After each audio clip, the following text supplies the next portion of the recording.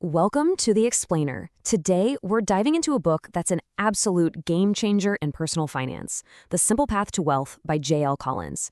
And the crazy thing is, this whole thing started as just a series of letters to his daughter, and it ended up becoming this revolutionary guide to financial freedom for the rest of us. Yep, believe it or not, it all kicked off with this one simple sentence. His daughter basically said, "Dad, I get the money's important, I don't want to spend my whole life thinking about it." And that right there, that became his mission. He set out to slice through all the jargon, all the noise, and lay out a path to wealth so straightforward you could pretty much set it and forget it. So why does investing feel like you need a PhD just to get started? Well, Collins has a pretty blunt answer. It's complicated on purpose. He argues the entire financial industry profits from making you feel confused and overwhelmed. They create this crazy maze of jargon and scary headlines, and what happens? We get scared, we run to them for help, and, well, they get rich while we stay in the dark. And that complexity, you combine it with our culture that's constantly screaming at us to spend, spend, spend, and you get what Collins calls a gilded slave. Think about it. It means you might have all the shiny things, the nice car, the big house, but you're basically shackled to your job, living in this constant state of financial anxiety. Okay, so that's the problem. It's a bit of a downer, I know, but here's the really good news. Collins' solution, his path forward is, well, it's so simple, it's almost shocking. He takes this whole massive, scary idea of financial independence and boils it all down to just one core formula. And here it is. This is the bedrock of the entire book. It's not about picking the hot new stock or some complex strategy. It's just three things: spend less than you earn, invest the surplus, and avoid debt. That's it. Seriously. And Collins is pretty clear about it. You follow these steps and you will become wealthy. It's almost inevitable. All right, let's tackle that third point first, because it is a big one: debt. In our society, having debt is totally normal, right? Car loans, student loans, credit cards. It's just part of life. But for Collins, no way. He sees it as a 5-alarm fire, an emergency. It is, in his words, the single biggest obstacle standing between you and wealth. And just to put a number on it to really let it sink in, Americans are carrying something like $12 trillion in debt. That's mortgages, student loans, consumer debt, the whole shebang. It's a staggering amount of money, and somehow we've all just been convinced that, yeah, that's fine, that's just how it works. Collins' take on this is, well, it's intense. He doesn't pull any punches. He says carrying debt is like being covered in leeches. It's a fantastic and kind of gross image, right? But it gets the point across. He doesn't see it as a tool to get ahead. He sees it as a parasite, something that's actively sucking away your money, your energy, and ultimately your freedom. So when you look at it that way, the choice becomes pretty stark, doesn't it? Debt is enslavement. Wealth is freedom. Debt is stress. Wealth is having options. Every single dollar you pay in interest is a dollar that's chained to a past mistake. But every dollar you invest, that's like a little soldier marching out there, fighting to build a future where you call the shots.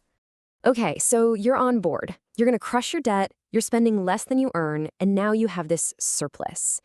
The big question is, what do you do with it?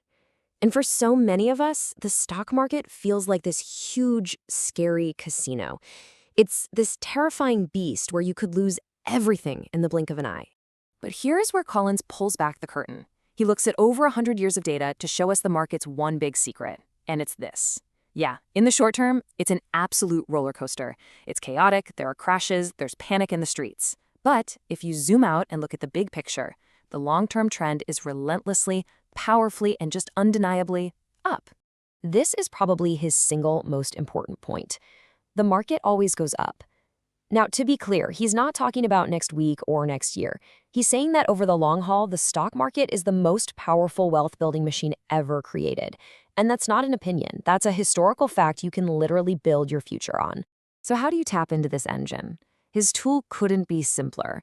It's a low-cost, broad-based index fund. A great example is VTSAX. Think of it like this. Instead of trying to pick the winning horse, you just bet on all the horses. By buying one simple fund, you own a tiny little slice of basically every public company in America. You're tying your success directly to the success of the entire U.S. economy. It's brilliant. And here's the real key, the secret sauce, if you will.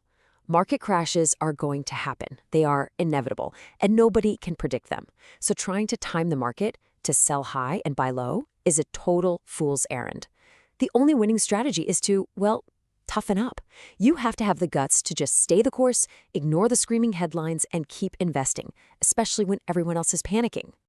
So what's the end goal here? Where does this simple path actually lead? We're doing all this for what? Well, it's not just about having a nice pile of cash when you're 65.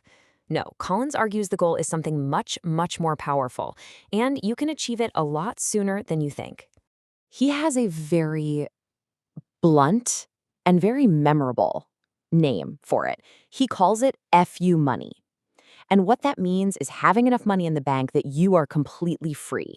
You can walk away from a terrible boss. You can quit a job that is crushing your soul. You can say no to things you don't want to do. It's not about being rich. It's about being free.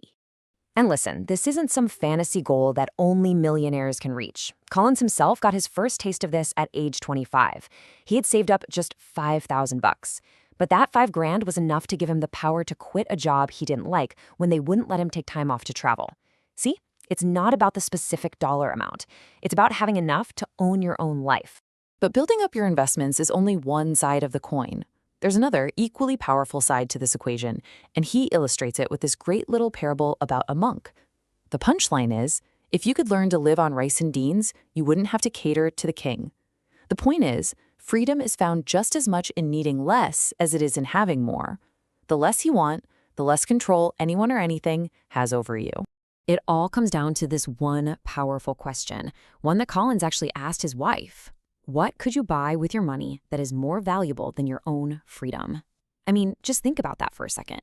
That question is the entire mindset shift. When you stop seeing money as a tool for buying more stuff and start seeing it as a tool for buying your own freedom, everything changes. So I'll leave you with that. What would your answer be?